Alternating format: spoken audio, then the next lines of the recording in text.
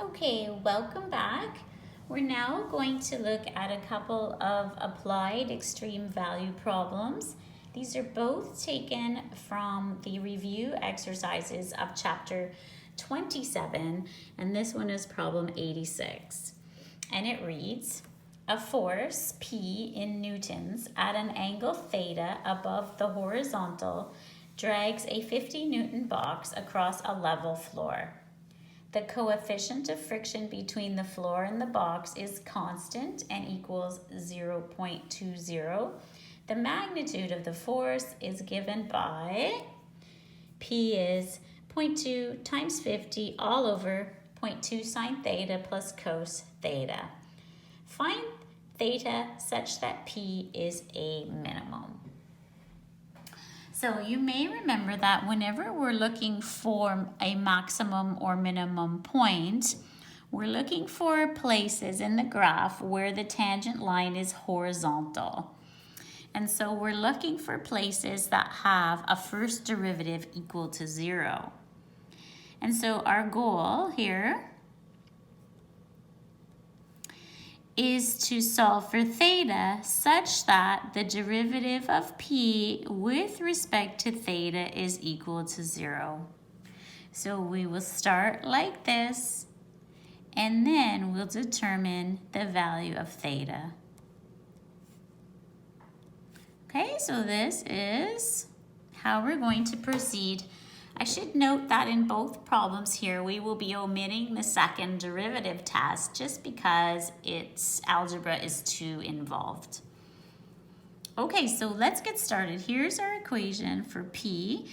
Since we're going to be differentiating it, it makes sense to rewrite it in the numerator. Of course, that's just the number 10.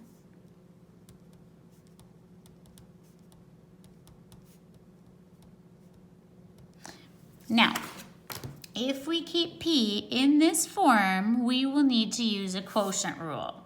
But that might be a bit of overkill since this is not a function of theta, it's just a constant. So using a quotient rule would have u equal to 10 and u prime equal to 0. And you can do that, that's no problem. But you might want to do this instead. Simply bring that denominator up, giving it an exponent of -1, and now you can use the chain rule to differentiate. So let's go with that method. So, according to the chain rule, first the -1 comes forward, multiplies by the 10 that's there. The inside of the bracket is kept the same. 1 is subtracted from the exponent. And then we multiply by the derivative of the inside of the bracket. Now this is a binomial, which means that the derivative will also be a binomial. So a bracket is required here. So we just take the derivative term by term. What's the derivative of 0.2 sine theta? It is 0.2 cos theta. And to that we will add the derivative of cos theta. So we will add negative sine theta. Just like that. So again, this is a binomial. Its derivative is also a binomial. Okay, rewriting that would look just like this.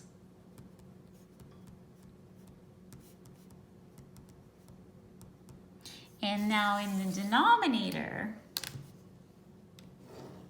we can have our exponent of +2.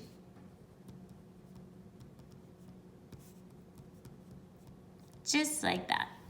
Okay, so this term here is brought to the denominator. Now, remember, we've now got this correctly differentiated. We are meant to set that equal to 0, and now we're going to solve for theta. So it looks like it's going to be quite complicated until you realize that you can take the whole denominator and multiply it by 0 on the left side.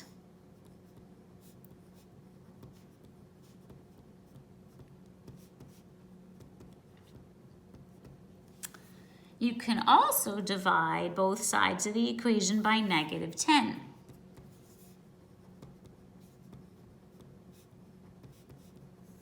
And now we have this fact. 0.2 cos theta minus sine theta should be 0. To solve this for theta, we should isolate theta. So I'm going to bring this to the other side of the equation where it will be positive. So we now have sine theta is 0.2 cos theta. And if we want all terms containing theta on the left, we would then divide both sides by cos theta. And we now have sine theta divided by cos theta is 0.2. Well, sine over cosine, remember, it's right on your formula page, is equal to tan theta. So theta is simply the angle that has a tangent equal to 0.2. So if we take the tangent inverse of 0.2, we will know our angle theta. And I did remind you that you should just keep your angle in radians for the whole test. So this means when you do the tangent inverse of 0.2, your angle here is in radians. Okay, so roughly 0.197 radians. If you wanted to know what that is equal to in degrees, you could just multiply by 180 and divide by pi. So this is roughly 11.3 degrees. Okay, and that question is now solved. So we had to carefully take the derivative of p with respect to theta, set it equal to 0, and then solve for theta. Let's do a second problem together of this type. From the same review exercises, this is problem 89. So it reads, a silo can hold 2,880 cubic meters of silage when completely full. The surface area of the silo is given by, and we have this very complicated equation for S. Find theta such that S is a minimum. And there's a diagram included with your textbook here showing where theta would be in the silo. Okay, so it is the angle made with the vertical. And this length here is equal to 9. All right, find theta such that S is a minimum. So take the derivative of S with respect to theta, set that derivative equal to 0, and then solve for theta. So that's our objective. Okay, so we're given the equation for S. Let's see, is there anything we should do to make differentiating it simpler? So I would say in this case, not really, unless you like opening up this bracket and having the 81 pi distributed, but I don't think that it's terribly helpful to do that.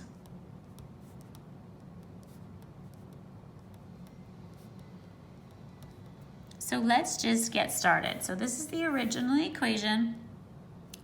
Let's take its derivative, treating theta as the variable. So right now, this is one separate term, and this is another term right here. So we can start by saying the derivative of 640 is 0. Then we're going to have 81 pi remaining as the coefficient here. So this is a really important difference. A constant on its own has a derivative of 0, but a constant multiplier remains. Okay, so now inside here we have two terms. They're separated by this operator right here. So we start in the bracket by writing the derivative of cosecant theta.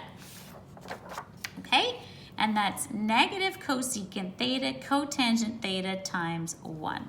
So negative cosecant theta cotangent theta. Okay, then we have the constant negative 2/3, which will be multiplied by the derivative of cotangent theta. And its derivative is negative cosecant squared theta times 1. So this is multiplication by negative cosecant squared theta. So that is correct for the derivative of s. Okay, so again, the constant on its own has a derivative of 0, but this constant multiplier remains out front here, as does the constant multiplier negative 2/3. It remains there. Okay, so I'm going to rewrite this, I think, with 81 pi here. This is going to stay the same. But here now, of course, we have negative 2/3 times negative 1. So this is like positive 2/3 cosecant squared theta, like that. So that's correct for the derivative. We're supposed to set it equal to 0. And now we want to be able to solve for theta if we can. So what is one thing we can do? Well, we can divide both sides of the equation by 81 pi. So I will start by doing that.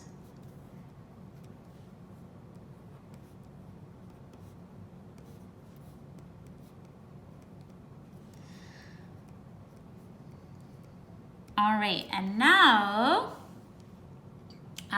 let's deal with what we have here. How can we solve this for theta? Well, in the two terms, cosecant theta is common. So I'm going to common factor cosecant theta from the two terms. So that will leave negative cotangent theta plus 2/3 cosecant theta. Okay, so notice if you were to use multiplication and open this up, you'd get back the previous line. All right, so what does this mean? This means either this part is 0 or this part is 0. So either cosecant theta is 0 or 2/3 cosecant theta minus cotangent theta is 0.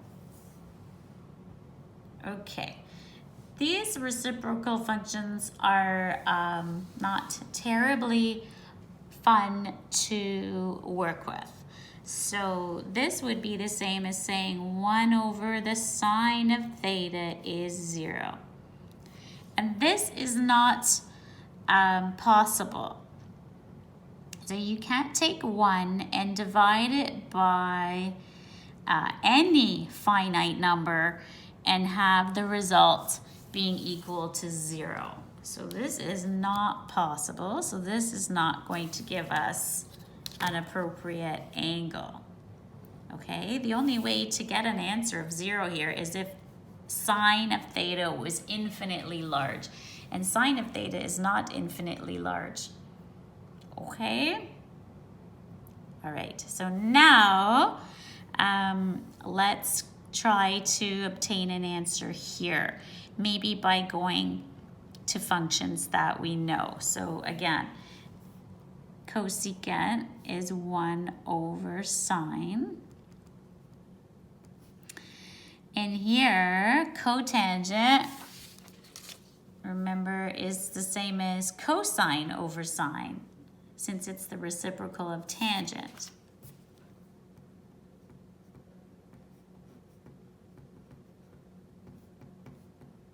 Okay, so now from this, I'm going to common factor 1 over sine theta. So that's 2/3 minus cos theta in here. Okay, so if you were to multiply this through, you'd get this line back. Okay, so if this is equal to 0, that means either this part is 0 or this part is 0. But we already know this part cannot be 0. We just proved that right here. So the only possibility left finally is this. 2/3 minus cos theta must be 0. In other words, the cosine of theta must be equal to 2/3.